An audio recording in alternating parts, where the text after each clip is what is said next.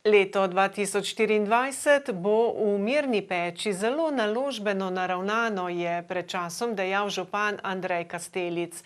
Že lani so začeli 3 ali 4 pomembne projekte, ki se nadaljujejo v tem letu. Med drugim izvajajo hidravlične izboljšave na vodovodu, te jih bodo spremljale tudi še v 2025 letu. Prav tako letos sledi urejanje stanovanjskega območja nad postajo.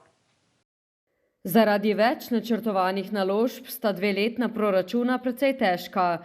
Letos 10 milijonov, prihodnje leto 8.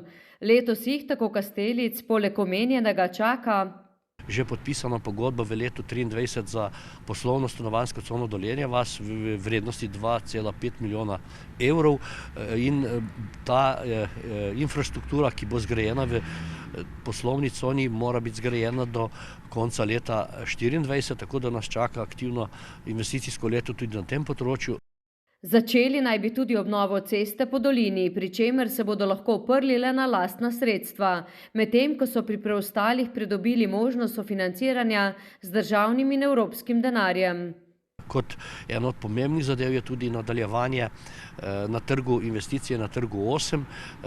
Tukaj moramo zgraditi v letu 2024 še zunanjo ureditev in pa tudi samo razstavo Toneta Pavčka in pa tudi opremo bi želeli za občinsko upravo. Ki se namerava letos preseliti v nove prostore, v starih pa želijo zagotoviti možnost za drugo dejavnost. Prav tako občina načrtuje nadaljevanje širitve čistilne naprave v Mirni Peči. Povečujejo se namreč tako poslovne kot stanovanjske cone. Zato bo, tako župan, treba povečati populacijske enote s 1000 na 2000.